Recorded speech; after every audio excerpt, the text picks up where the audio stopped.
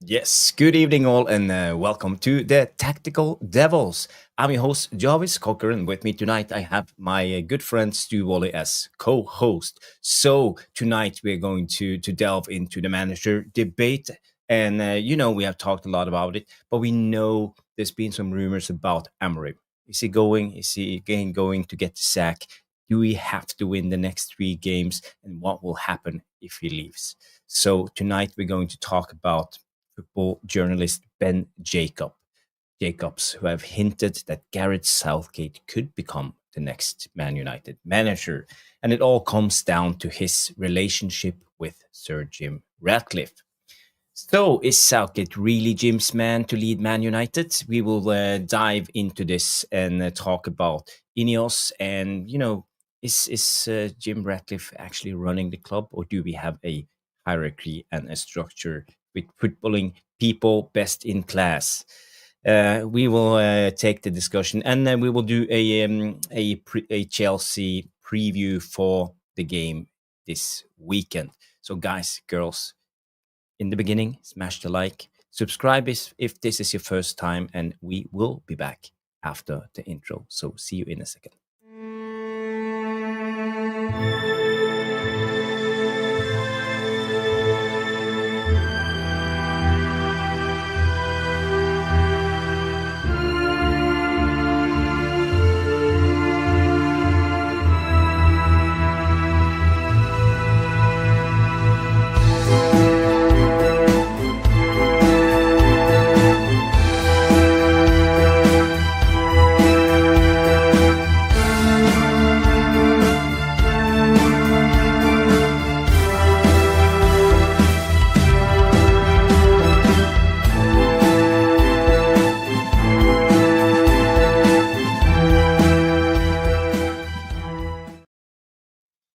Yeah, boom, boom, boom, and the Tactical Devils are back Thursday night live. I bet most of you guys have been watching Champions League. What a banger from Marcus Rashford. We saw the good old Højlund against Manchester City. He wasn't that good. McTominay, well, it's just one of those. But brilliant goal from Marcus Rashford. If you haven't seen it, go check it out. It was a rockets. Was it you on about the header? No, Rashford's long shot. I was long shot because apparently Yeah, Barcelona his header was excellent by all accounts. Okay. Well, I didn't see it. Yeah, they were raving about it on the radio. Raving. Yeah. Raving, and they're also raving about Phil Fuckhead Foden. Apparently put a delicious little chip pass in for Haaland to nod home. So we're not happy about that. But they got a dubious sending off, didn't they? In Napoli, or was it? Well, if it was up to me, Manchester City should have had a red card because he elbowed a guy, and you could see it is clearly on purpose. But VAR, the referees, no one talked about it. They didn't even show it in the second time, in the TV. So it is what it is, I'm not going to say anything more about it. I first want to say hi to MUFC 14 coming in and say big up Jarvis and the chat. We have Danny B in the house. Hit that like button on the way in. Thank you, Danny B, the legend of the channel. I am Titanium coming in. Highlights, by the way. And Kadeen Thomas, respect Jarvis. If Gareth comes, I'm sorry. That's me done. No more. Oh, yeah. I think we all feel that way. But who knows? Who knows what the future will bring? Who else do we have here? We have Amir Fakir coming in and say, "In Amorim we trust." Yeah. Still, yeah. He's the Man United head coach at the moment. So let's hope he can turn it around. Hoping for something else would be like hoping that Man United will lose. So in a way, I think we all want him to stay because the result of him getting sacked could be terrible. And we have a super chat coming in from the legend, none other than I am Titanium. Yes, we do. Yeah, it's a good one as well, isn't it? If you could invite two Manchester United players, past, present, round for dinner, who would you pick and what would you cook? Ooh. I do like that one. Yeah, I do like that one. Can we give it? I need to give that some thought. It's a great question. We'll pick it up just before you go. Let us know you're going if you go, and we'll pick it up before you go. Yeah, because I need to think about it. Because I do as well. Yeah. What am I going to give them tacos? You know, yes, pizzas. No, I need something like more exclusive and some red wine, some good red wine, and maybe some bubbles, champagne, or dessert. Ooh, champagne. Are we going with starters? Well, yeah, you've got to have starters. You've got to have starters. You've got to have a good main. It's got to be meat based. I think. Amorim. Yeah, you got to have a dessert. Good wine. Yeah, maybe. Yeah, I need to think about it. Thank you, I am Entertainment. We will come back to this question and answer it fully because it deserves more. What do you call it? Think it through. More thought. Yeah, that's the name. That's the name. Who else do we have here? We have Dave147. He said the header was basic, guided into the corner, poor marking. Okay. Well, anyway, I'm glad Rashford is scoring his goals. Maybe, hopefully, we'll stay at Barcelona and things will work out. You know, at the end of the day, he's an academy product. He's a Man United player in heart. So let's just wish him the best. I'm not one to hold spite to anyone. Brad is coming in and say, big ups to Jarvis, big up Brad. Chat. Hit the likes. Yes, hit the likes, guys. Hit the likes. Who else? And we have Bath Time coming in. Big up, lads. Lost my big toenail in training today. Oh, Darius, we are big toe twins. My big toenail dropped off about a week ago, and that was that was from a stamp on my on my foot. So mine, my right foot, as on my toenail dropped off about a week ago. So it's just starting to kind of starting to come back. Yeah, but it's all right. It's painful. You know, the moment someone stamps your foot, you know it right away. Yeah, this is gonna cost me my big toenail. And then you take your boots off, and there it is. It's all black already, blood. And it's great. It's great. I had to pierce mine. I had to put a needle in it to relieve some of the pressure, just a tiny bit. You just to relieve a little bit of the pressure. But yes, toenail is gone. It's been dispensed with. Only real footballers get that, Darius. Yeah, good lad. Big up, Darius. I hope. How did the game go? Did you win? No, it was training. Darius was training, but I'm entertaining. So his grandfather and uncle lost their big toe nails as well. Yeah, big toenails also gone. Dave 147. His big toenails gone. Dropped to what? Dropped the machine on it. What? Dave, try not to do that in future, pal. It's just a top tip. Top tip from Dave 147: do not, and I repeat, do not drop a machine on it if you can avoid it. I wouldn't recommend it, but I hope you're well, Dave. I hope you're well. Yeah. Drop the machine. Washing machine. Ooh. Oh, the washing machine, was it? Ouch. Yes, it's dear. There's probably not left of your toe, is there? I wouldn't think. Boxing Straight Talk's in. Good to see you, Boxing Straight Talk. Evening, everybody. He says, Temper Jember used a machine. It's all kicking off in the chat tonight. Brilliant. Yeah. But anyway, let's go into it. Because we're not going to do a Scorsese tonight, as I say always, but we will try to aim for 60 to 75 minutes. So bear with us, and we will do some interactions with the chats. You know, this is not Jarvis's corner with the full debate. It's just Stu and I talking about football with you guys. So it will be. Don't want to talk about the private jet too much, do I? But I'm only joking. Well, Stu, speaking of that, where were you today? I had to an impromptu trip to Paris. In your private jet? Yeah, in my private jet, yeah. Which is, you know, in the UK, Jarvis, it's actually not too bad. It's a very short hop across the channel, so go there for a couple of meetings, which was nice. But it's always, oh, he's got to go. Oh, crikey, that was quick. Then we have to answer the question. We have to answer your question because we have to go back before you leave. Okay, if you could invite 3 Manchester United players, past, present, round for dinner, who would you pick, and what would you cook? Peter Schmeichel, Sir Bobby Charlton, and Ruud van Nistelrooy. Those would be my 3. I would cook beef Wellington, medium rare to rare, served with probably a 96 Reserva Rioja, a nice deep rare to go with the meat well. Served with, I was tossing up between new potatoes or mashed potatoes because I'm quite like my mashed potato.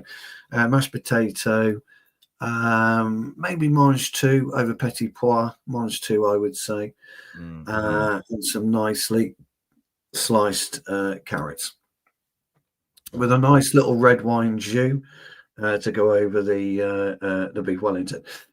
For starter, I'm a classic guy, I'm afraid, Jarvis, so I'd be serving tomato and basil soup to start with probably water. Voss, of course, very chilled. Yeah, very chilled Voss water, and an orange juice as well. And then for dessert, probably a deconstructed but very smartly presented pavlova. It would be a strawberry and a raspberry pavlova, nice fresh cream, but the nice and fluffy meringue kind of circles, and then sprinkled with very crispy and meringue and some chocolate dust over that. Oh. And that would be my What would be the conversation around the table? So the conversation would be Sir Bobby. I'd like to know from Sir Bobby, actually, through his eyes, how he sees football. You know, I always talk about modernism in the game. I'd love to see what Sir Bobby thinks when he started playing, in the 60s, etc. I think he might have been late 50s, Bobby. I'd have to check that up. I can't quite remember as to what he sees about it today. I'd love to get Ruud's opinions on strikers, specifically the lack of box finishes. I'd love to get Ruud's opinion on that. And I'd love to see what Schmeichel thought about our current goalkeeping situation. And then we'll go around telling jokes. So we'd each have to tell a joke, stand up, tell a joke. And then have a bit of fun. But the conversation would be centered around Ruud on the lack of box players, Schmeichel and our goalkeeping situation, but Sir Bobby's overall view of modernism in football. Okay. Sounds like a fantastic dinner. Big up. Do not go yet. Jarvis is going to deliver his. Yeah, but no. When it comes to the three guys, I would obviously invite one of my heroes, Ollie, just because we are both Norwegians, and then we could speak Norwegians over the table, so the English guys wouldn't understand, just between us guys. Nice. Look at Sir Al's shirt, dreadful, something like that. Nice. No, but when it comes to the other ones, I think Cantona is an interesting person. Just because he's a fantastic footballer, but also his opinions, and he has strong opinions, and I like people with strong opinions because I feel it's more genuine. He's not a politician. He talks directly. And the third one, it's kind of boring, but it would probably be Sir Alex, because he would know everything about anyone, and how to be a manager, how to be a leader, and manage groups of difficult individuals. I would love to know more about that. And when it comes to the dinner, I would probably. I would probably, I don't know about starters. You know, I'm a dinner man. I like to eat the main course. I seldomly eat when you dessert. go with salmon. When you go with salmon to start with, No. I would go with grilled Parmesan pesto salmon. You know, one of my special dish with Provence potatoes and like some kind of fantastic salad, even with strawberries in it, because I love strawberries in salad. Yeah. And I would probably serve some great Amarone red wine, heavy, and yeah, for dessert maybe something easy. No blueberry pie with Norwegian blueberries, not the American kind that white inside, the ones that's red inside. If you know the real ones. Yeah. Nice. So yeah, that's my, and the conversation would most likely be around football. That's so it should be. That sounds excellent. So I quite like that. Yeah, I like the sounds of. So what are the chat saying about this? Let me just. Okay, first of all, ITNT coming in said respectfully, don't ever put a thumbnail with Southgate.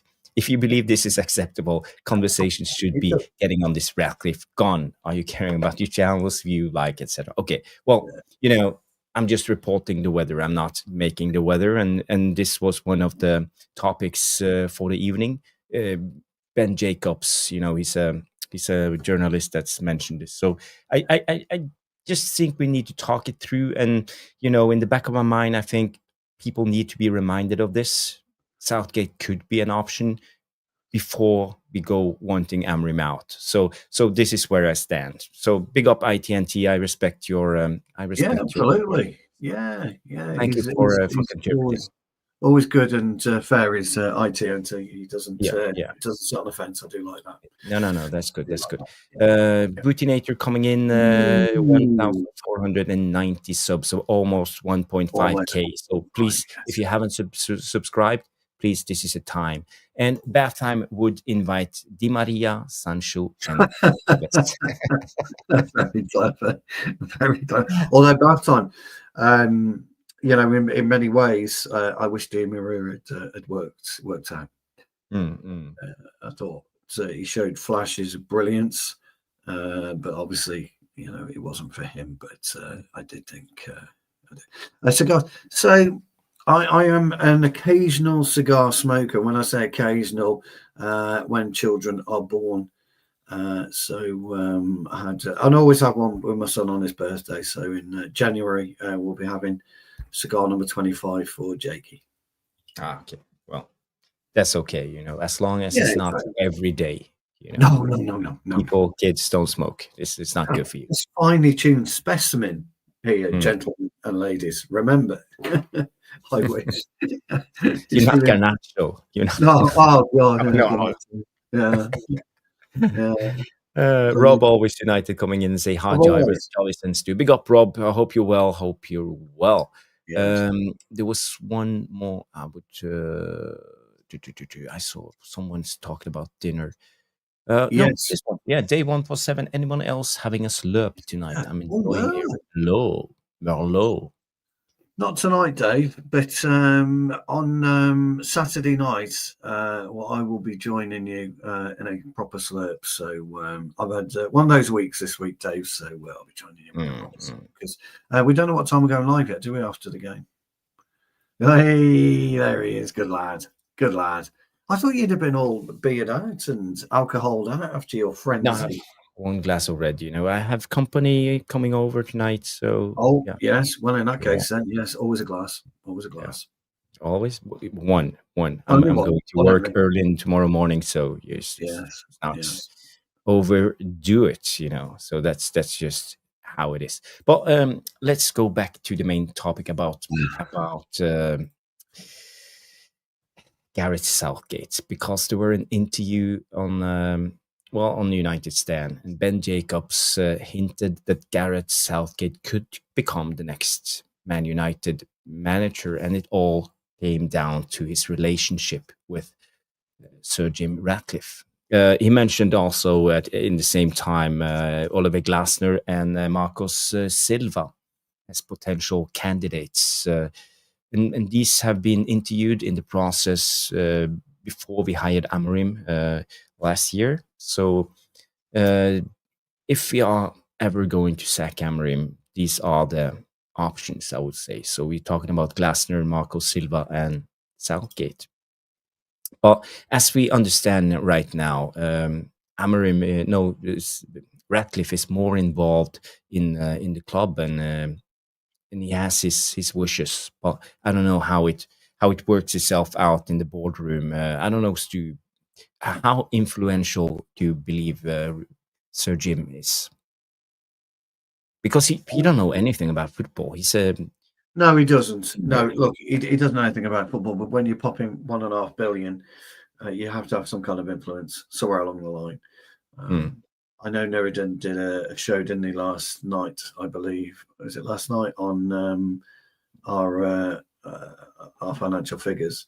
You know, whether we like it or not, there is improvement in our financial figures in terms of our losses, on our overall losses. So there is improvement there. So he's clearly, revenue. Yeah, and the revenue's gone up. So he's clearly having an influence on the club in terms of stabilising it. In terms of understanding football, I tend to agree. I think he's a fan. There's no two ways about it. You know, he's a Chelsea season ticket holder by all accounts. You know, so he goes to Chelsea, or used to go to Chelsea rather than come to Manchester United. But he would always claim he's a United fan, and he opted for Chelsea because of family reasons. When it comes to picking a manager, and when it comes to looking at the likes of Southgate or whatever, again, I just think it's lazy journalism. There's nothing happening at Old Trafford at the moment. There's a big potential, big story here, and people are trying to get ahead of the game. And it happens in journalism all the time. You always try and get ahead of the game, and you take a calculated risk in terms of what you feel will come on and come off. If you look at all the ITKs in on Twitter or wherever, on Facebook or wherever, they just hedge their bets. They're gamblers. They're just not gambling with money.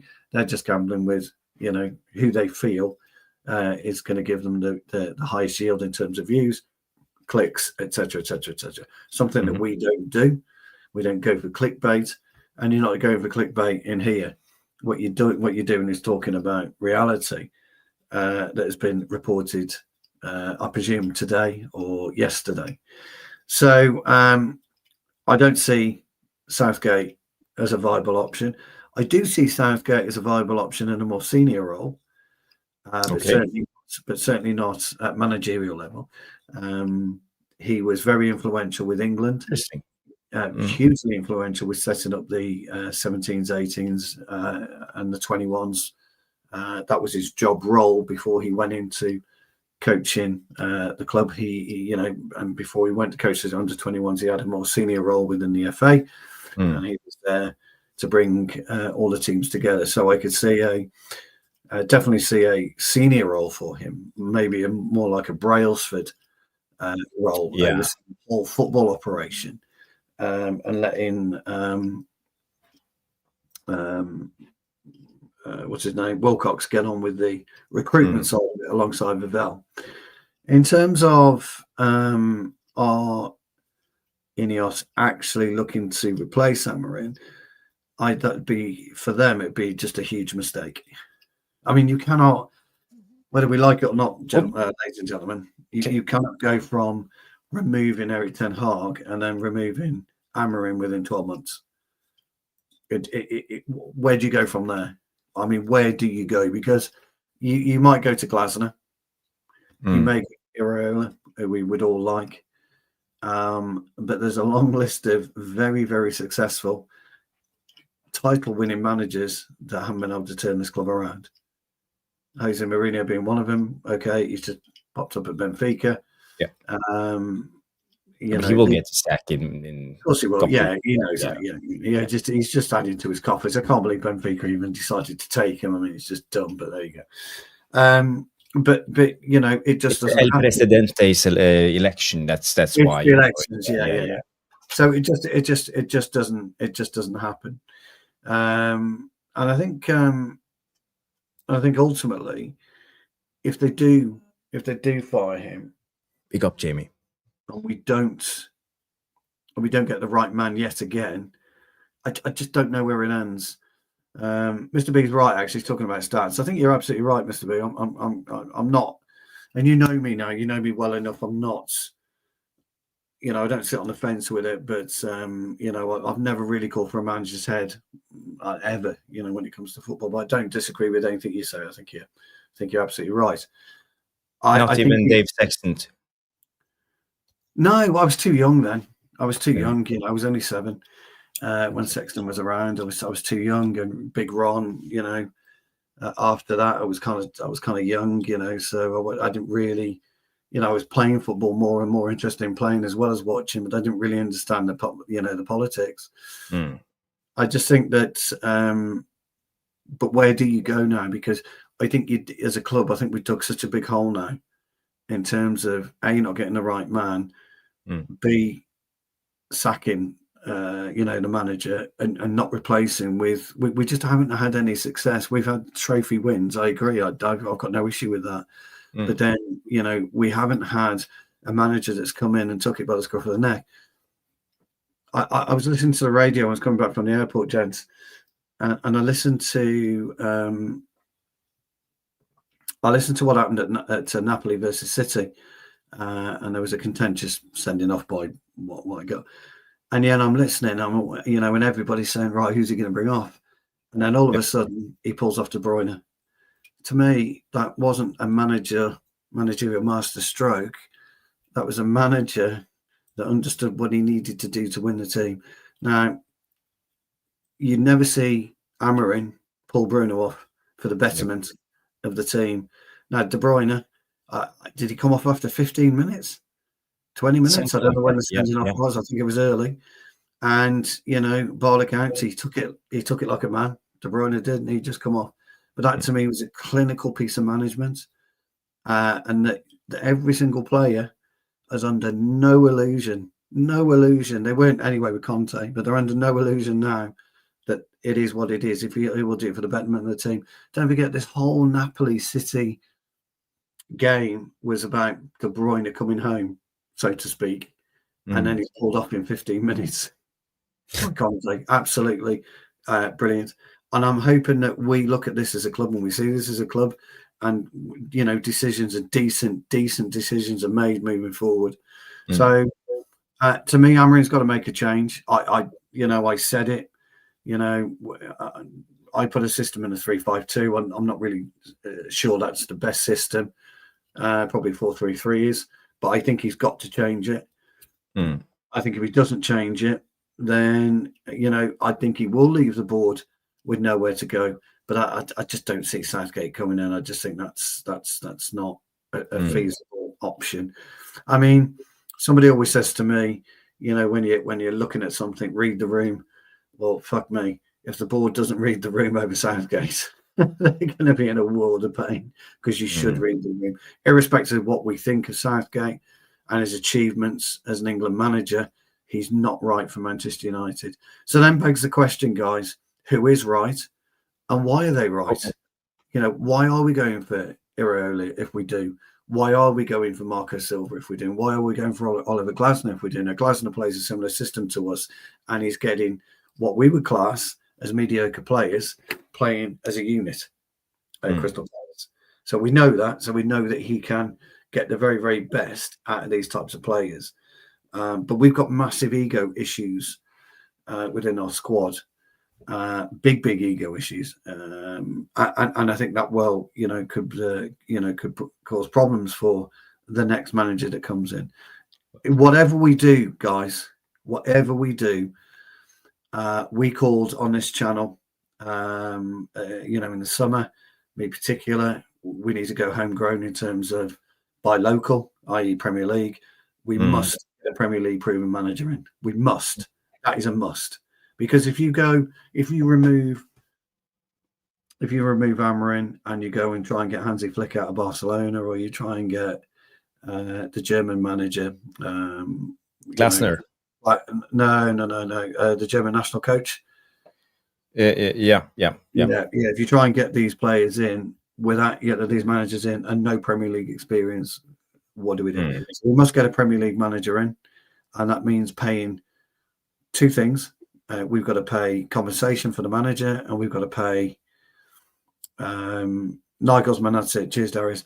And then we've got to pay redundancy, or whatever it is, for pay off his contract for Amorim. So it's going to cost us 20 or 30 million pounds to do that piece of business, and that's 30 million quid. We probably were banking on spending in January for Elliot Anderson, if there's a for him, and that to me would be a superb piece of business. By the way, whatever Elliot Anderson's price tag will be, because I think he's absolutely superb. So that would be brilliant. So it'll be quite interesting. But the Conte thing for me just proved what a true manager is. And the other thing is, we talk about goalkeepers. Again, I'm listening on the radio as I'm coming back. Donnarumma makes a brilliant save again, at 0-0. And and this is the difference that all teams. It's a match winner. Yeah, can win you the game. Yeah, this is the difference of what teams are, are showing now. Clinical, ruthless managers, ruthless goalkeepers, and we are woefully inept on both at the moment. So, I do agree. Someone's got to give, Mr. B. 100%. I do agree. Someone's got to give. Now, whether he has got the ability to change and adapt, I don't know. I'm hoping he has, but again, the players, they've got to change and adapt. Areola, I'm a big fan of aren't you, Jarvis, of Areola? I like guys on person. I'm a big fan. Yeah, I love him as a manager, how he plays and set up his team. But I just want to mention give a comments on some of the things you said, Stu. When it comes to Amorim and the way he plays, you're talking about him changing things up. I have a interesting stat for you here, and I want to show it to you guys. Centre Devils came out with this earlier today, I believe, and Manchester United sit dead last of Premier League sides in a revealing statistic. So the interesting thing with this, let me just bring it up. According to Opta, as conveyed by The Athletic, Manchester United have made just 7 in-game formation changes across 42 Premier League matches since the start of last season. A figure that also include the closing weeks of Erik ten Hag era. We are talking about 7 in-game formation changes across 42 Premier League. Let that sink in. Well, if you actually look at Amorim's statistics over the 12-month period, Jarvis, or how long has he been with us now? 9 months, 10 months? He came in early December. Are we talking? Early December. Okay. Yeah, so 10 months. Yeah, 10 months. We would have got relegated in that calendar year. We would have been relegated. So that speaks for itself. We wouldn't have had enough points on the board to survive in the Premier League. I mean, we won't. We don't. I mean, that speaks for itself. So he's got to. Change his ways. He does have to change his ways. Look, like I said, we're not going to call for anyone to be sacked. We've always backed a manager, Jarvis, and we always will do. But it doesn't mean to say we can't be critical of him. No, I will be critical to any manager. You have to. It's a result business, and you have to get results. You have to at least start winning games, and And I don't even believe in just playing entertaining football. I think you need points. You need points. That's you need to win games. You need points, Jarvis. Exactly. You can win 1-0 6 weeks out of 10. And it's an irrelevance. It really is. You get points on the board, and that's what we need. We need points on the board. Can we beat Chelsea Saturday? It's going to be a difficult game for us. Again, we're at home. Indeed. It's going to be a difficult game. But then we go to Anfield, don't we? First we have after Chelsea, we have Brentford, and then Sunderland. Then we go to Anfield. Then we go to Anfield. So, but Brentford's no pushover. No pushover whatsoever. And Sunderland won't be a pushover either. They drew against Chelsea. Yeah, we've got issues. This club, and we've got to start by winning. I mean, Chelsea will be looking at wins. They got battered, didn't they, by Munich? Kane scored again twice, didn't they? I think he's what's he scored 9 goals in 6 games or something this season already. Kane, it's ridiculous. I mean, it's crazy, absolutely crazy. But so Chelsea can be got at. Cole, I'm listening for them, is big at the back. Yeah. Cole Palmer, he's just starting to find some form, isn't he? Pedro's not finding the goals, which is no good because he's been doing really well for Chelsea. Who would have thought? I thought he would contribute, but now he looks like Chelsea's main man at the moment. Well, I think he's the main man. Yeah, I think he's the main man. Yeah, for sure. But ultimately, we can get at them, and we can. We can beat Chelsea Saturday night. I know it sounds daft. We will talk more about the Chelsea game in about 10 minutes' time. I just want to finish this Southgate Amorim thing. Just going back to Southgate, look, Ben Jacobs can sit there and say what he wants. He can, because me and you were sitting here right now saying exactly what we want. Devilish Tacticos are saying exactly what they want, but it doesn't necessarily mean it's true. No. And I think that's what we should. I think that's what we should look at, and take from there. In my humble. But, I want to go back a little bit, talk a little bit more about the in-game changes of formation, and I believe in in-game management. I believe today's manager are ultra clever. They know how the tactics works at every level. So at least if you play 25, 30 minutes of a game, the opposition manager will understand and figure out a counter towards your tactics.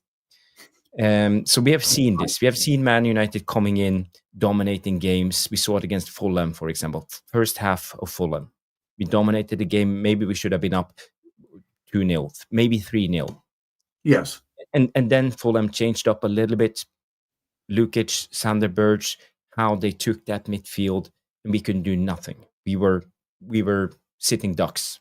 Yes. And this worries me a little bit about Amorim's in-game management. It's just, as you said, we are allowed to be critical without being fully Amorim out, manager out, and want to destroy and tear everything down. So I'm just saying he needs to figure out how to change it up. Look at Pep. Look at, for example, Klopp. At his time, he was a master in changing things instantly when he saw things weren't working as he wanted. Do a sub, do 2 subs, change up, move up a midfielder, move down a striker, whatever you have to do to win the game. Yeah, I agree. And you touched on this in the beginning. Doing whatever you have to do. Take off De Bruyne if you need to win the game. That to me spoke volumes, and I'm not because the reason I'm picking that out is because that is typical of Conte in the way that he adapts and adopts his position as manager. De Bruyne would not have been expecting that. The guys on the radio were going, "Oh my god, oh it can't be, is it? Oh my god, it's De Bruyne." Fuck, everybody was stunned by it. Yeah, but Conte probably. I haven't seen the pictures, but I'm guessing Conte's going, "Yeah, come off, quick shake of the hand, don't even look at De Bruyne, carry on with the game." Football at the elite level is not about whether you're going to upset anybody, not whether or not you're going to upset Bruno Fernandes, Kobe Mainoo, Ahmed Diallo, Mateus Cunha. It doesn't matter, if you upset a footballer, good. You should be upsetting a footballer because, and if the footballer's coming and he's kicking a screen or he's, fucking telling you to fuck off, he's bothered about his place in the team, and so he should be. That's exactly how he should be.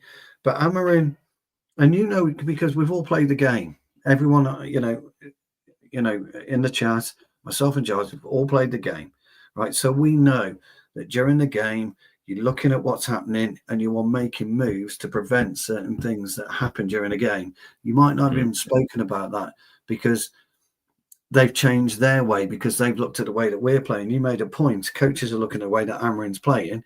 And, we know when we pick the side tonight in a few minutes, Maresca already knows what's going to happen. This is the issue with Amorim. Maresca knows, we're gonna go with a 3-4-3. This is what likely Manchester United are going to do. So, and this is what I want you to do. It's a 20-minute conversation, along with the video screen, 3-4-3, and that's it.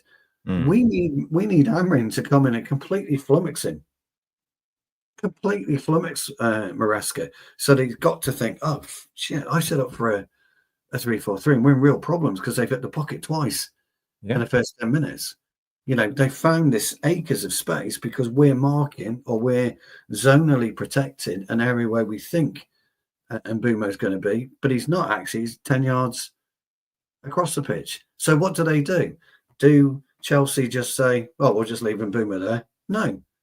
They're going marking and they adjust their position to the new way of Manchester United. It might take them 10, 15, 20, 25 minutes, 30 minutes, which it took City that time when Erik ten Hag completely flummoxed Pep, and Pep was crying a river at that particular time. The box midfield sitting in the mid block. We all remember how we won that FA Cup final. Yeah, and yet he doesn't do it again. He just does it once and then doesn't do it again. That time, if you remember, and when we beat them at their place as well, he was fuming. Guardiola, he was having to go at the fourth official, he was having to go at the lino, he was having to go at the ref, he was having to go at his players, his coaches. He didn't know what to do. I haven't got a fucking clue what to do. And then, but we don't do this. So this is the thing. It didn't matter when Chelsea played. They could have played tonight. Maresca knows exactly how we are going to line up, and that's the issue for me. It's worrying. It's extremely worrying, and this is where my critique towards Amorim comes. Is his in-game management good enough, and is he too stubborn? Maybe he should try to mix it up. You know, somebody said about stubbornness. I think it was Mr. B. I think he was talking about stubbornness earlier. We'll have to go through the post, but I think he spoke about stubbornness. You know, people talk about, yes, I agree, Amir, change the formation 4-4-2, 4-4-3, 4. You know, it's not about numbers. It's about what you do when you're on the ball.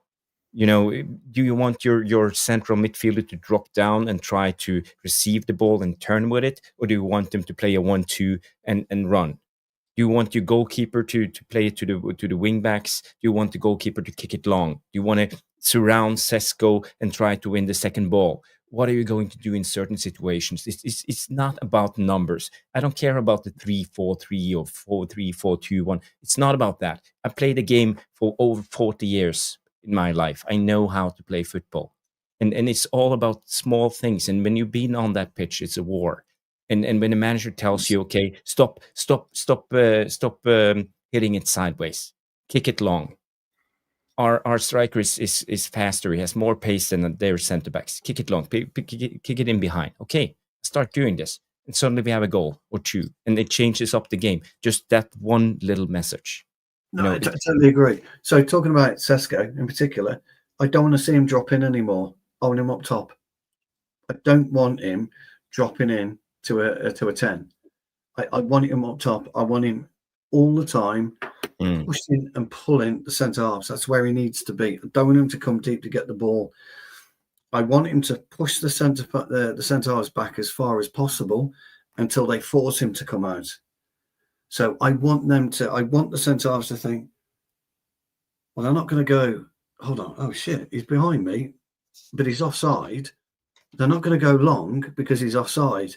So they're going to try and drag the ball, but I can't go and meet him because if I do, I'll take my eye off Sesko. He's going to come and he's in behind me and I'm fucked. I want the centre halves to be looking all the time. Where is he? I need to, that's what I want Sesko to do. And that will open up little gaps here and there because they won't know whether to come in or stay because they don't know what Sesko is going to do. If Sesko continually drops into a 10, what are you going to do, Jarvis, is centre half? Brilliant. Yeah, exactly where I want you. Because I don't want you behind me. Because if you're behind me, I've got to continually look over my shoulder. And that is a real problem for anyone. Any centre half is a big, big problem. So then you've got to look at cover maybe from your fullback. But then if they're holding the line as well, deep out into the touchline, then you don't really want to drag your fullback in. And you don't want to drag your 10 back too much because where's your turnover going to be? So there's little things like that, what you're talking about, change the game. They really change the game. But we don't do that. So Bruno gets the ball. He's got nothing on. So what does he do? pings it 40 yards to who? Who's going to pick that up? Nobody. It doesn't work. He can't run with the ball. Or Dorgu. Yeah, hasn't got the speed to run with the ball, has he? And get round the players. Casemiro doesn't have that speed anymore. We're woefully slow in the middle, so we've got to be better with the ball. Now, somebody talks about KB Minor. The difference between Maino and Bruno is not Maino's ability over Bruno's ability. It's Maino's ability to hold the football and not get dispossessed. That's the big difference that Maino offers us. Now, we all know when you take Bruno out of a more elevated position within the team, we lose our creativity when he's on his game, when he can be bothered and he's not gesticulating, he's not moaning or anything of that nature. But Maino would give us more stability. And in my opinion, Maino should come in. Definitely. I 100% agree with what you're saying, Stu. Definitely. And I think Bruno should come out because I think, gentlemen and ladies, Stephanie Griffiths, great to see you, my darling. I think Cunha will be fit Saturday. He almost made the cut Sunday, so I think he'll be fit Saturday.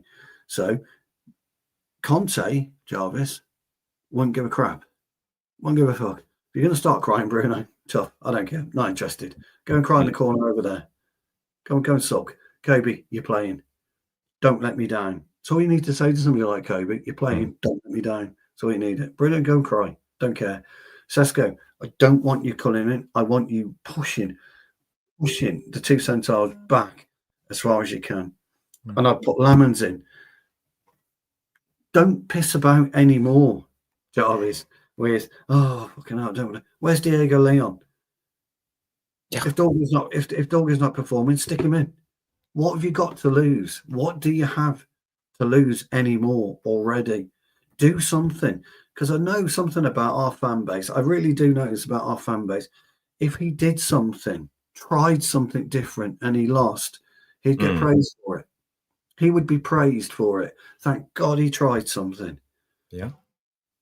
Well, he will either be praised or crucified. You know, it's one of those. Well, you're a football manager. Fucking get on with it. Yeah. You're a football manager. Get on with it. Nobody else cares, do they? Look at Graham Potter. Yeah, doesn't care. He just does. He gets on with it, doesn't he? I just want to see something different Saturday, pal. Yeah. Let's delve into the Chelsea game. I think his manager debate will continue in the next couple of shows. It won't stop. Oh, first of all, we have a super chat coming in from Grace Sheridan. Grace. Give her the jingle. She's done about 3 or 4 super chats just recently, so give her the big one. Give her the big one. Okay. Anyone who has yes, close your ears. Close your ears. Close your ears. Let's see if I can find it. There we go. The big one.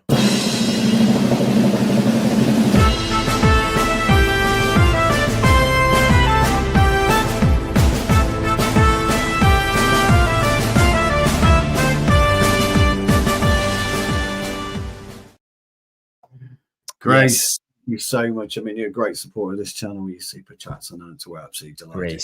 Grace, beautiful song by Jeff Buckley. Yes, yeah. Oh, yeah. Grace says, I like Amorim, but he's tactically inflexible and stubborn. Absolutely. He will be sacked because he won't change. It's not that deep. We move on till we get it right. Well, there you go. That kind of sums it up in a very short sentence. Thank you, Grace. That's absolutely brilliant. That means that more Bojangles. Whichever way it says. What else have we got just before we get into Amorim should have been sacked in Bilbao and left there like gas. Well, we were terrible, weren't we? Let's be honest. Don't remind me. That was a dreadful night. Dreadful night. Yeah, quick reply to Grace. It is deep, Grace, because Amorim is not taking a piss out of us.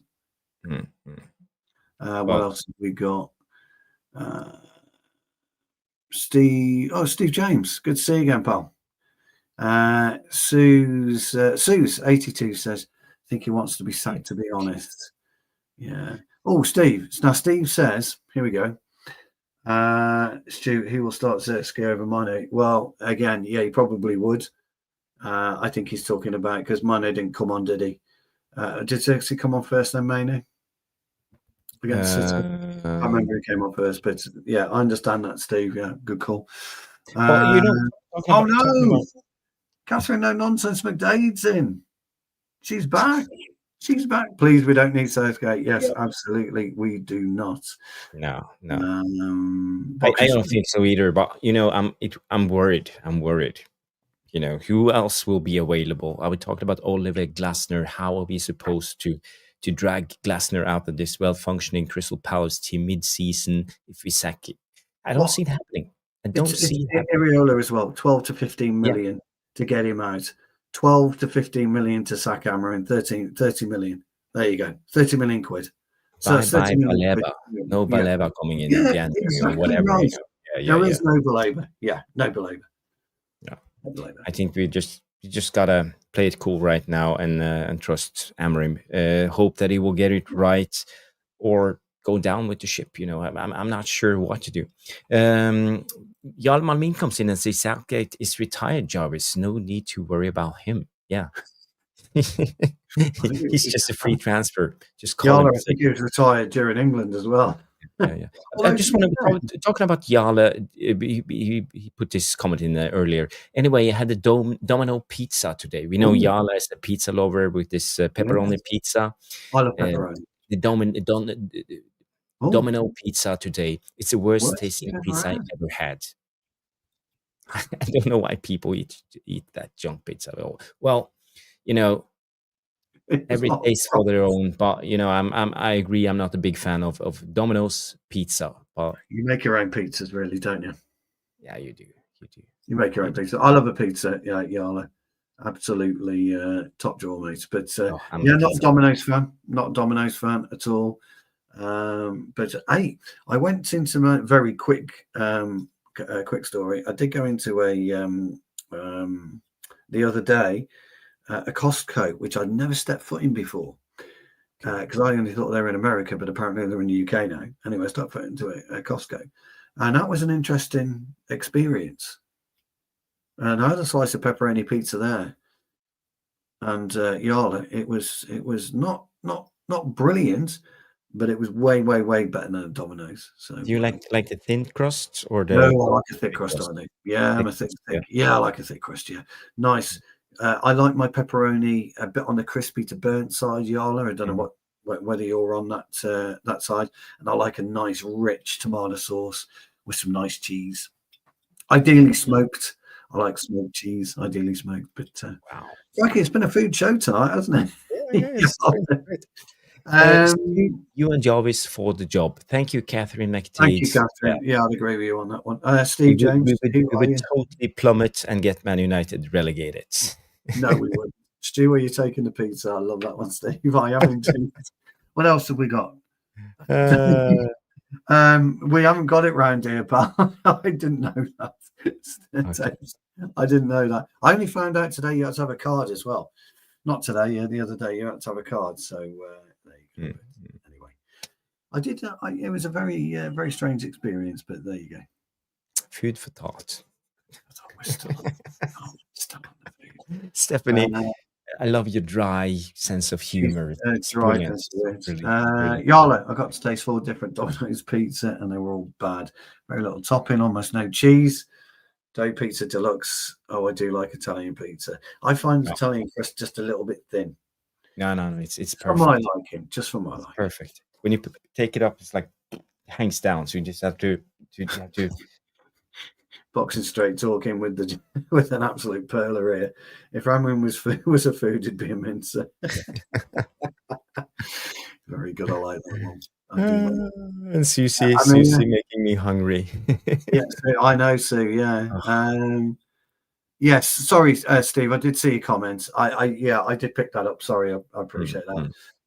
Steve, just to clarify what he meant. He meant Bruno starting the 8, Zirkzee in the 10. Interesting. I think Cunha might be fit, Steve, but interesting on that one. Stu, I want to go back a little bit before we start with the Chelsea thing. I want to mention something we talked about on Noradin's channel the other day, and I find it quite interesting because I think if we are going to do something, Amorim is clearly not changing. He will play his style, and his in-game management is dodgy at best. So I want to say, talking about number twos, who could be maybe change up the assistant manager or the assistant head coach, because we know Alex Ferguson used to do this in his days. We had a lot of McLaren, we had Carlos Queiroz, we had Mullenstein, we had Terry Phelan, a lot of these coming in with their own influence and influenced Alex Ferguson's team. And we also remember Ten Hag, and Van der Gaag was his number two for the first year, and when he left, everything went south. And the same with Mourinho and Rui Faria as his defensive coach. When he quit, everything went south with Mourinho. So maybe if you're going to do anything with the structure of the coaches, because Amorim's second man is I think he's 30 years old. He's 30 years old. We don't know much about him. I think you really make up a good point there, because again, I would advocate that you have a very strong, experienced assistant coach or assistant manager, 100%. So Sir Alex changed his number two all the time. He did. Start with Brian Kidd, and then he just changed them. Queiroz, fantastic coach. Steve McLaren, revered coach. Rubbish manager, but a great coach. Mullenstein, we know how good a coach he is. Phil Marsh talks about him constantly, about how big an influence he was on him. So a good number two, he's absolutely. But if you remember, this goes back to the day where Sir Alex Ferguson said to David Moyes, "You must retain, for you to have any kind of success, retain one or two of my backroom team to guide you through the next 5 years." And he elected not to, brought in Steve Round, again a very, very good coach, but they lost their way. And ever since, everybody has brought their own teams in, and there's been nothing Premier League proven or English proven. And that's what we need. So you're absolutely right. You bring somebody in, Amorim should have been told, to go to somebody like, I'm not going to use Gary Neville or Rio Ferdinand, but, an ex-player. At least someone who knows the Premier League. That's somebody who knows the club. Yeah. You look at Gabriel Heinze now, sits on the Liverpool bench, doesn't he? Giovanni Van Bronckhorst sits on. I can't remember which. Is he Liverpool? City. No, he's not Liverpool. City. I think he's City, isn't he? So they know these players. Patrice Evra, I think, would be absolutely brilliant to have around the club. He would be perfect. He's at Arsenal. Thanks, Trev. But I think he would. It's Van Bronckhorst at Liverpool. So I think he would be absolutely brilliant to have around the club, because he would know it. He would instill the philosophy of Manchester United. Now, in the comments from the last show, Wendy made a really good comment, didn't she? About, she made 2 or 3 actually really good comments. But she made a comment about when will we stop looking at the past, Sir Alex and Sir Matt and that type of thing. And she's right in many ways, in many respects. She's absolutely right. We have to look to the future and beyond. But the lessons to be learned where failure has occurred in the past, we're not learning those lessons. We haven't learned from them at all, and that's, I guess, why we kind of talk about it. So I think I think Patrice Evra would be absolutely phenomenal in the club. He should be brought in. He doesn't have to be a coach, Jarvis. He can be an assistant manager. Well, he can oversee stuff that doesn't need to go on Amorim's desk. I'm just putting this out here. Carlos Fernandez. This is Amorim's assistant manager. Date of birth, 21st 11, 1994. Yeah. So technically, you could be his dad, Stu. And he only have a UEFA B coaching license. You know, it's not even a UEFA C coaching license. Yeah, look, and you know his history. He's been at Benfica, Braga, and Sporting. He's followed Amorim, hasn't he? Yeah, he's followed Amorim. He has no experience with the Premier League or the highest level. So I think this is where the footballing structure, footballing people like Wilcox, like Berada, they should have been aware of this and maybe said to Amorim, okay, we want you in, but we are putting in our man, a experienced guy who will tell you about the Premier League.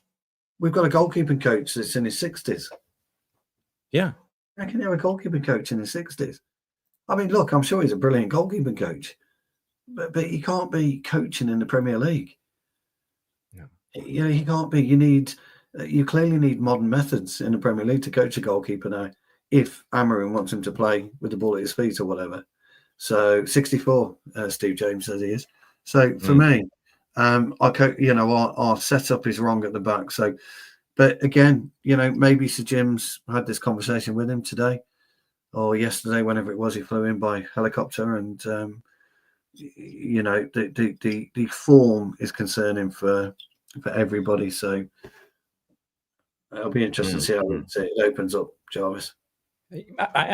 I just no one else has mentioned this, you know, and this is what I'm describing. What has Wilcox been doing, and this is where I think we are failing at the moment, because Amorim, I think, is a good manager. I think he knows his stuff, but I think the job at the moment seems a little bit too big for him, and he doesn't know how to change it up, how to fix it. And in moments like this, you know, a good assistant manager, more experienced guy, a little bit older maybe, could come in and guide him through it. And well, he needs to. Just a quickie, Jamie. My lad's got that now. FC26. He got it yesterday. I think he got it. I don't know how he's got it, but he's got it anyway. So I'll give you two guesses what he's doing, and it's not anything constructive. But FC26. So yeah, but there are two. There's another. But it was a basketball game came out, I think, as well, didn't it? So no, you're right, Jarvis. What you're describing is absolutely correct. You know, they should go to Amorim and say, look, you can keep your coaches, fine, but this person's coming in, and he's going to be your assistant coach, and you're going to work with him, and that's it. So, I mean, crikey, there's a point in time, Jarvis, where Sir Alex Ferguson had Walter Smith as his assistant coach. Championship winning Rangers, Walter Smith, and Everton manager, Walter Smith, and then came to us as assistant coach. I'm just putting out, Stu. I'm just putting out some numbers. I did a quick search on Google, and Amorim is 40 years old. Emmanuel Ferro, his first team coach, is 46. Carlos Fernandez, 30 years old. Adelio Candidlo is 29, and we have the goalkeeping coach who's 64, and we have and this is Amorim's guys. But how do they relate to each other? What do you mean? Well, how do they? You're still a baby at 29. Yeah. In coaching, you're a baby. Can you imagine a player like, for example, Casemiro coming in and taking instructions from a guy who's only coached Portuguese league, and he's won the Premier League himself 4 times? Someone telling him, "Oh, you have to do this." Don't know about that one. Yeah. No. I knew his coaches were young. I didn't know they were that young. Jesus. No. So I think it's worrying. It's very worrying. Yeah. Kindergarten coaches. Well, she's Steph's right. Well, but you know, it's okay, Dave. You're allowed to be Amorim out, and everybody who wants Amorim out, that's okay. But you know, we have to take it back and go back to the structure of the club. What's Wilcox's job? What's Berardes' job? what's Sir Jim Ratcliffe's job? Talking about best in class. Okay, maybe they are best in class in Portugal, but not in the Premier League. We need best in class in the Premier League. Absolutely. Yeah. So it'd be interesting to see what we do, how they come about it. But I said, going back to Southgate, I think that's a bit of a myth. Yeah. That is. Well, let's just end the debate here and go to the Chelsea game. So guys, girls, what's your score predictions against Chelsea? Do you think we have a chance? Can we win it? Because I feel now it's a must-win game for Man United, and we have the crowd, 75,000 people cheering us on. It's always been a difficult game against Chelsea, but we seldom really lose. It always ends in a draw statistically through the years. But right now, Chelsea seems like a good team. I saw them play against Bayern Munich the other day. I think they look good. Cole Palmer is back in form, and Chelsea, they are the reigning world champion of football at the moment. So, do we stand a chance? Yes, we do. We do stand a chance. For as bad as we were against City, I don't think, even in Johnny Kane, I don't think City were great. And we did have chances, good chances to score, and we didn't take them. But I'm going to go with a prediction that we beat Chelsea, and I'm going to say we're going to beat them 2-0. Sonny Lamans is going to come in and he's going to keep a clean sheet. This comment just cracked me up. Maybe we can teach him to coach the under 12. Yeah, be ideal for that, wouldn't it? Well, I think we're going to keep a clean sheet, Jarvis. I think he'll start Lemons. I think he's got to. I think the pressure is going to be way too much for him to not cope with. I think he's going to start Lemons. Yeah. I think Lemons will have a decent game. Look, I think you can get at Chelsea at the back. I mean, Cucurella, if I was Mbeumo, I'd be going for to get Cucurella sent off. He's a hothead. I'd be pushing him back into his own penalty area, looking to get a penalty. He's rash, Cucurella. So if I was in Mbeumo, I'd be looking at that. Same with Sesko. I would pin myself on him on corners, so I could get over him. I'd take a little Steph. What do they call the scrunchies? I'll take a scrunch. I should know that, shouldn't I? I'll take a scrunchie with me. And when he's not looking, I'll put his hair in a little ponytail, Cucurella, just to annoy him. You've got to start getting in the heads of these players. Virgil van Dijk, absolutely hate the bugger. I loathe him with a passion, but he was there. He was the most determined player in that penalty area last night with that header to win in injury time. Yet again, he was the most determined player, and we've got to be like that. We have to show that type of spirit, that type of attitude. I don't think their keeper's that good. Sanchez, I don't think he's great. No. I think Arsenal have probably got the best goalkeeper in Raya, probably then followed. Well, maybe Donnarumma might take that over now. He's been superb for City already. I mean, but what do you expect? So I think we can get at Sanchez. We can get at the two centre halves for definite.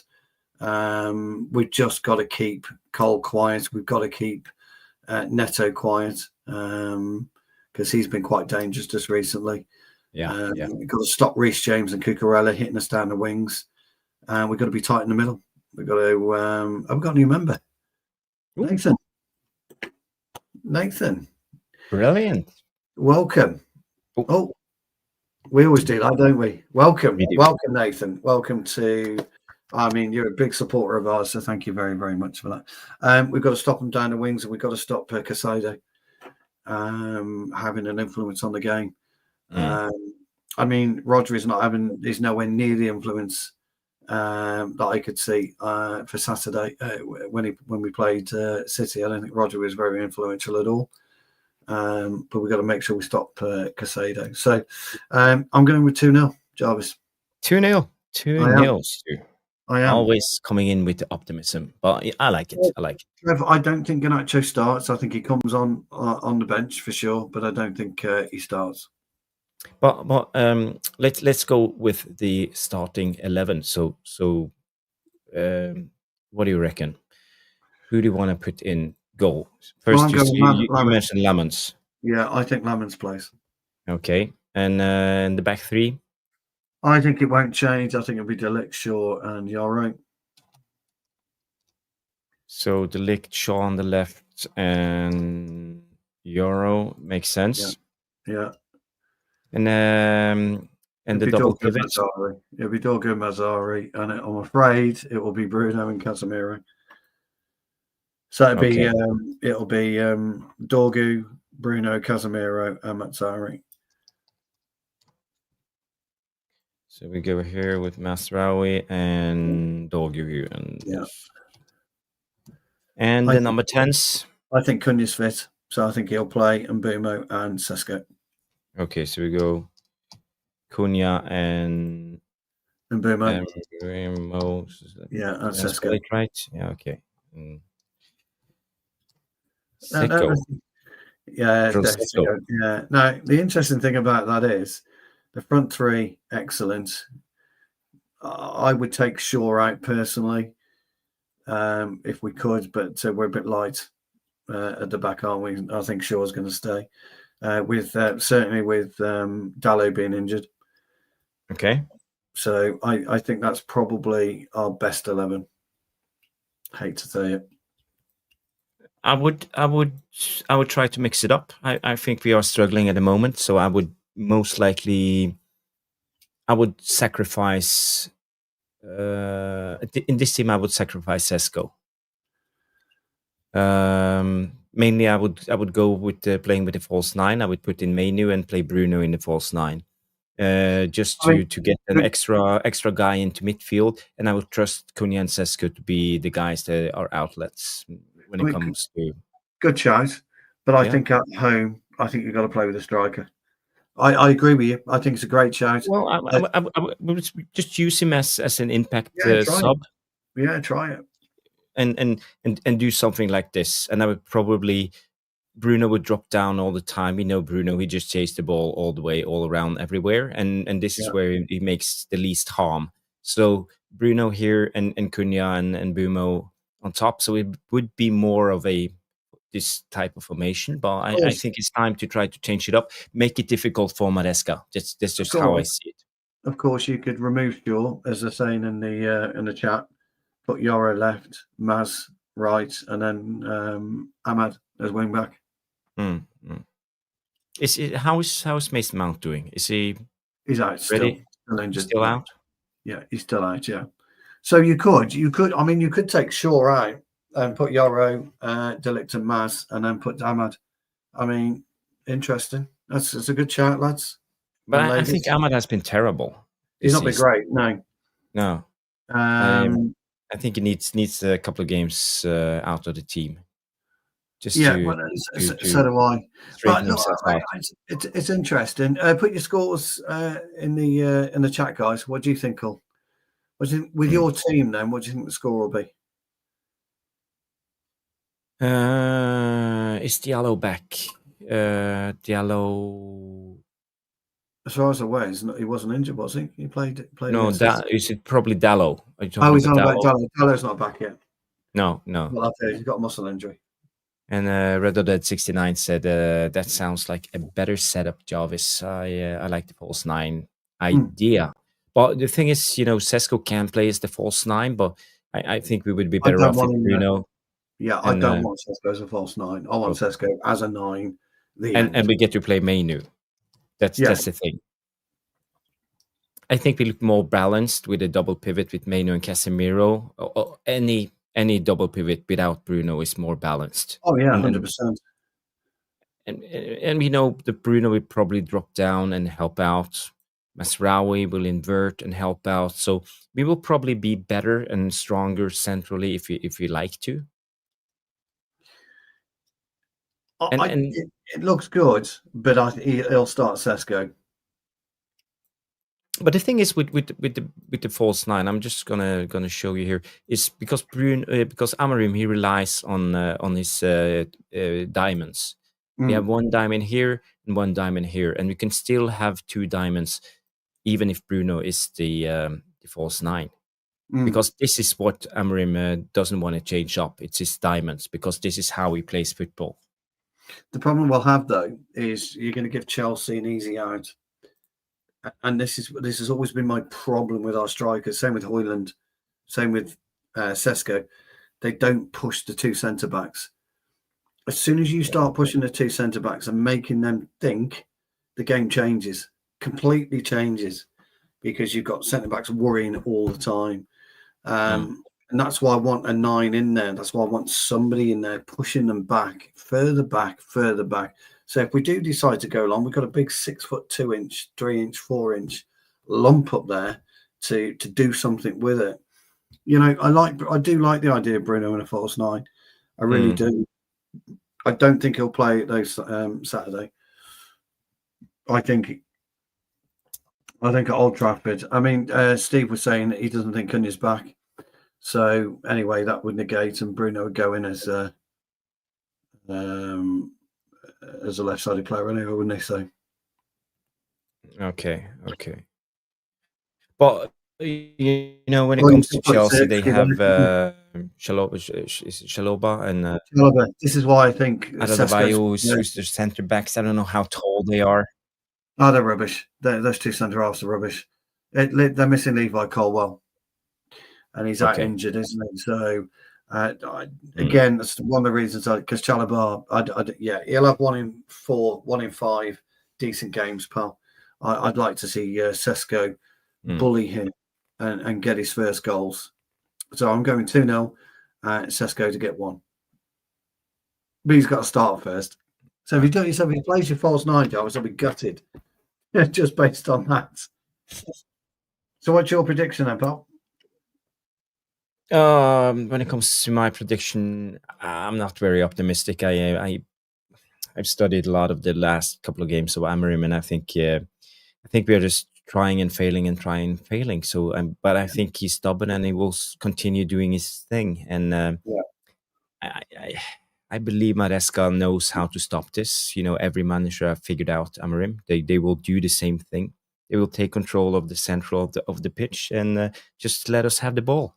Sit back, relax, and wait for us to F up and then score. So, you know, I'm not feeling very optimistic. Can I dare I say it? I think we will lose 2-1. No, look, football's all about what you think in your gut. Football's about your gut. I hope I'm wrong. Don't ask me why, Jarvis. I just in my gut, I think we'll win. But you know, at the end of the day, let me put it this way, pal. Would I be surprised if we're on the end of a 3-0 beating on Saturday evening? No, I won't be surprised. Would I be surprised if we actually win 2-0 on my prediction? Absolutely, and that should tell you all you need to know, pal. Yeah, and Chelsea have only conceded 3 goals and have scored 9 in 4 matches. It'll be Steve. It'll be 5 come Saturday night, pal. We're scoring twice. You mark my words.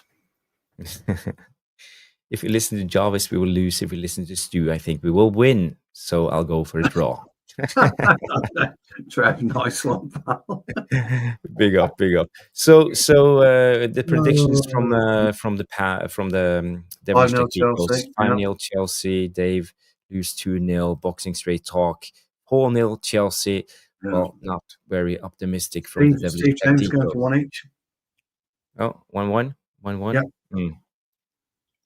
And Yala comes in and say, if we lose 3-0 at home, the pitch will open up and eat everyone. I might have to stay away from YouTube a few days. Well, you're always welcome to the Tactical Devils, you know, Yala. You are. Yeah, you are. We'll be balanced as always on Saturday evening. Yeah, well. Don't you worry. And sometimes emotional, but we will try to keep it safe. Football's all about emotion. It really is. We were beating City Day last week, mate. But hey, Dave. Law of average states I'll get it right one day, but like United Strands, I'm not saying we'll win 5 games in a row, but if we can win 1 game, I'll be happy. I mean, he does need to. I mean, if he's watching, he does need to cut his hair because, mate, you haven't got to open hell, absolute open hell. Have you noticed though? There's so many idiots now trying to do. Oh, day 3 of not shaving till United win 3 in a row and all that kind of. What is wrong with people?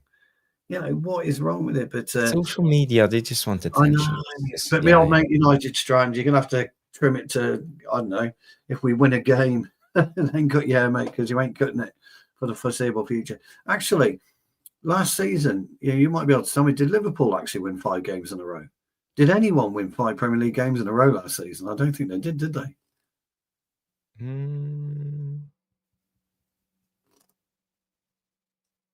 No, not on top of my head. I can't No, remember.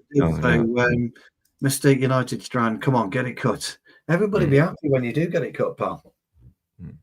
But Stu, I just want to mention some stats for the game, and Martinez still injured, and Mateus Cunha is doubtful. Diego Dallo is still doubtful. Mason Mount is doubtful, but we could see them on the bench and coming in as impact subs. I think you'll bench Cunha, yeah. Yeah, and when it comes to Chelsea, Leo Kowal, as you mentioned, is still injured. Romeo Lavia is injured. Badiashile is injured. Liam Delap is injured. And we all know what happened to Mudryk. He's not available. He's in prison, isn't he? I don't know. They've got a bomb squad as well. Chelsea have, haven't they, apparently. Yeah. So what do you think? Do you think Garnacho is going to play? No, he'll be on the bench. Garnacho? Yeah, he'll come on and he'll pretend to give an assist. I mean, it's unbelievable. Should we give him a warm welcome? You give him a proper Mancunian welcome. Yes, give him a proper Mancunian welcome. Absolutely, 100%. Jakey says he is. He'll be there. Jakey was saying, Dad, what? Dad, what do I do? He goes, he's, and then he's changing it to that. He's going to get the proper look. Listen, Garnacho will get everything he deserves and more on, and rightly so. I hope 75,000 people just absolutely lay into when he's on the pitch, make him nervous as F and ruin his game. Yeah, ruin his game. And when he screws up, laugh at him like you should do. Yeah. Laugh. Yes. And I hope someone just gives him a proper welcome, in the first tackle. Yeah, it's a shame. It's a shame that Lissandro. I'm not saying injury, nothing like that, but you know how it is. It's a physical game. I'm with you, Jarvis. You don't want to see the kid injured. I totally agree. But what you do want to see is him floating 10 feet in the air, landing in the Sir Alex Ferguson stand, where he's greeted generously by the local fans. So what happened to Garnacho today? And you just see him spinning in the air, landing in. No, I think if Lissandro was playing, he might give him an Argentinian welcome. Yeah. But obviously he's not. So there was something massively interesting. I don't know if you all heard it. You must have. That came out of it, and Dallo is doubtful, by the way. But there is a vicious rumours going around that Dallo was tried as a number 6. In a training match, and apparently he was very, very good. Make of that what you will, everybody. There you go. I was actually thinking of this the other day. How can we actually mix it up? Is there any players that we could play out of position? Loads of players. But I had that thought. I mentioned this earlier. Maybe try Dogu. Now I wouldn't play more centrally. Good idea, but Martinez is your one that you will naturally migrate because he played there twice for Ajax, so clearly he's an established. I saw a analyst's video of Martinez playing for Ajax in the 6. Yeah, he has. Yeah, and he was very good. He couldn't do it. I thought he was okay. But he didn't move. But his passing was good, but it was always like backwards passing, sideways passing. He couldn't break the lines because he don't have the time as he has as a centre back. Jarvis, you mark my words. He's a better wing back. Just trust me. You trust me. He's a better wing back. None of that. I think it'd be a great wing back for us. I don't know, but I would like to see it. But it's the speed of the game, and I think you need legs. Yeah, and you need to cover a lot of area, and this is why I'm talking about Dogu, because he has the physicality. He's got the physicality. Imagine let's say on Saturday him up against Caicedo. all the time. He's just a bit rash for me, though, Dorgu. But good points, good idea. But I think it's just a bit rash for me. The Dalot thing, actually, I do think is quite an interesting idea, purely because whether we like him or not, we don't. He's very athletic. Is Dalot, and he can tackle, but his decision making and his positional play, Jesus, it's woeful. So I would worry about him being a 6, but apparently he was good. But again, make it out what you will, old friend, because I don't know how true that is. Stu, do you want to answer Yalaman Min's question? I don't know if it's appropriate because I don't either know that word. No, we can't answer it. No. No. Okay. I mean, because I don't know. No, we can't. I know what he's talking about. Question. Yeah. I know what he's talking about, but we get struck off. I mean, we're Yala. To be fair, we're in YouTube jail as it is. So we could. Well, he's Norwegian like me. He probably don't know what it means. No, he won't. No, he won't. Search it up. Yeah, we can't mention it on air. So, Stephanie, we're wrapping up now. Catherine and Steph, anyway. So. We done about 60, 70, 80, 85 minutes. So it's time to wrap it up. But as I said, my score prediction 2-1 Chelsea. Google it. 10-0 Man United. Yeah, and you said what? 10-0 Man United. Yeah. Oh, by the way, everybody, if you've looked at the latest Fantasy Premier League, somebody has miraculously jumped up to about 17th. God knows how, but he's miraculously. I've moved up to about 75th, I think, because I forgot to do my team. But you somehow have got yourself up to about 17th, and I'm wondering I don't know why. How I did it. No, I don't know. You've done it either, basically. I didn't do any changes, so let's have a look. Let's have a look at the teams. Yeah, you've managed to fluke yourself somehow. I'm 75th, I am, but then again, I was a week late, so I would have been in the 200s as well. I think by now. I've got. So we do have the Maradona legends. Where are you? I saw you the other day. It was really. Here you go. No, you're Maradona legends, aren't you? Because somebody's got you down as tactical devils. So 78 points. Gave me crown. 1,000,004. So that's quite good. Like almost like 14% of top 14%. You're on 235. You are. You got 78. So I only popped in with, and I didn't do anything. 62. But I realised too late, Joe. A schoolboy error that I'd got belabouring again. I know what's wrong with me. So he's gone. He's out. He's done. Okay. So I should get myself up the league. Yeah. So I got 14 points of Van de Ven, Virgil van Dijk, Nico Williams. Outsold him. So I want to give you a sneak peek of the team for the next week. So I done some subs. I put in Senesi, Semenyo, and Xavi Simons. So I did 3 subs. Well, isn't he? Yeah. So my team then for this weekend is I can't share it with you, but I will tell you my team. I'm quite happy to do that. So my team is going to be Tarkovsky again, Cucurella, Gabriel and Van der Ben. I've got Raya, Bruno Guimaraes, Declan Rice, Sander Berge, Bruno, Haaland, and João Pedro. That's my team for this week. Okay.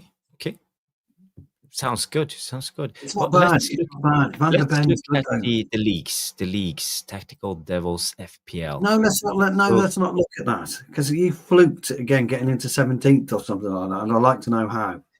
In first place, we have Kev. 73 points, 270 total. We have Premier Football, Emre Ukar in second place, and Gins FC with Lame and Darmesh coming in third place. So do you have anyone that we know? Let's have a quick look. Well, we have Maradona legends. We got that fluke. We've got that fluke there, haven't we? Yeah. Well, where's Stu Wally? Can't see him. I'm 75th. You have Shashad Ahmed in the 27th place. Yeah. But don't forget, though, I missed a week. Let me just point that out.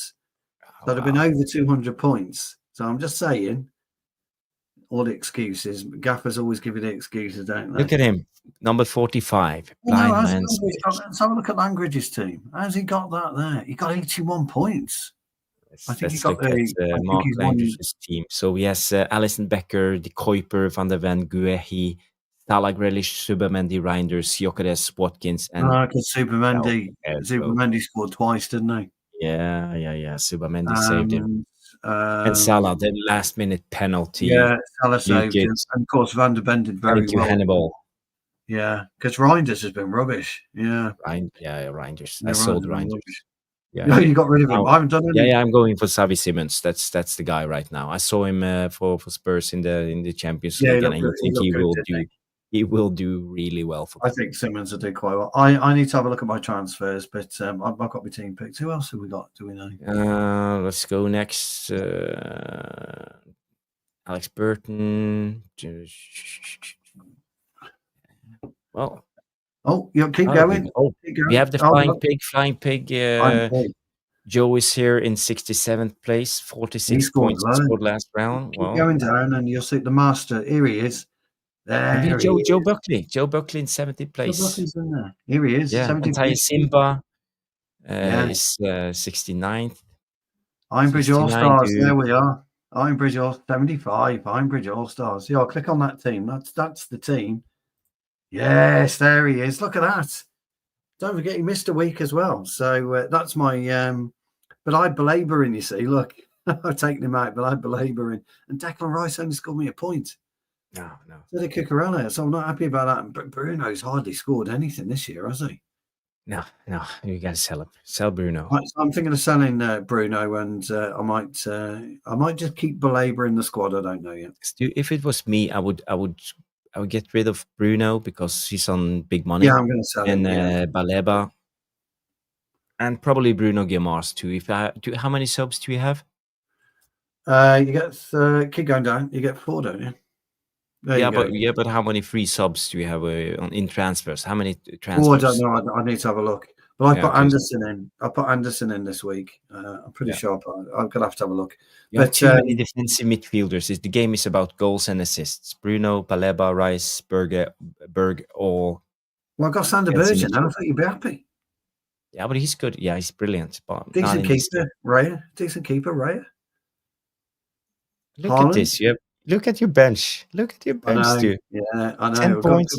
I know. Don't worry. I know what I'm doing. Bruno's out. Trust me. Okay. Let's end the FPL for now. But hopefully after next week you will be top 50s too. I'm rooting for you. All right. Yeah. Thank you. Crikey. The cheek. Okay, guys, it's been a great show. 1 hour 33 minutes. It's time to wrap it up. But we will be back. When is the game? Are we talking Saturday night? 5:30 kickoff. 6:30 for you. 5:30 for us. Okay. So we will be live around 8-ish, 8 p.m. or 9 p.m. Oh, we could probably go 9 because there'll be a load of people, load of channels. Okay. So, guys, tune in. Tactical Devils match reaction after the game Saturday night. Around 9 p.m. Around 9 p.m. If it changes, we'll let you know. Just keep an eye out for your notifications, please, guys. Yeah. See, I didn't really look Trev, to be honest. That's the only reason why Jarvis is ahead of me. But don't worry. You know, the tortoise and the hare. We know what's coming. We know what's coming. You're playing the long game. I'm playing the long game, yeah. We know what's coming. Thanks, Trev. I appreciate that. Trev, pick my 11 for me, will you, next time? IDK coming in and saying good evening. Good evening. You know, the interesting thing, as much as we pretend to know about football, my old friend, I've always been rubbish at Fantasy Premier League. Always been rubbish. Because I don't pay enough attention. I don't pay enough attention, really. Well, I've already done all my subs, but the hardcore FPL fans, they sit and wait 5 minutes until kickoff, and then Yeah, read they the do it injury exactly. updates and everything. I mean, it's not Family men. Family men. Don't have yeah, time for that. yeah, Thanks, Trev. Great to have you back, pal. yeah. You are missed when you're not in the comments, pal. Like everyone else is when they're not in the comments. They're all missed. So thank you all for tuning in. It's been a great night, great show. It's good to be back, just me and you, pal. We haven't done a show. It is. It is. Good to be Always. Always. I enjoy it too. I enjoy it, and we get time to interact more with the back. with the chat, and that's one thing I miss because you guys are the best, as I They see. are. They're the best, the heartbeat, devilish tacticos. the devilish heartbeat Yeah. of our show and our channel. Actually, without you, it wouldn't be. Well, we wouldn't have anything really. It'd be just me and Jarvis, two old nerds, discussing the game that we love. Yeah, and I want to thank I Am Titanium for the super chat, and the same with Grace Sheridan. Thank you for contributing to the channel, and Nathan Lee Lewis becoming a member. And if you want to be a member, you can sign up for the memberships, and it will cost you.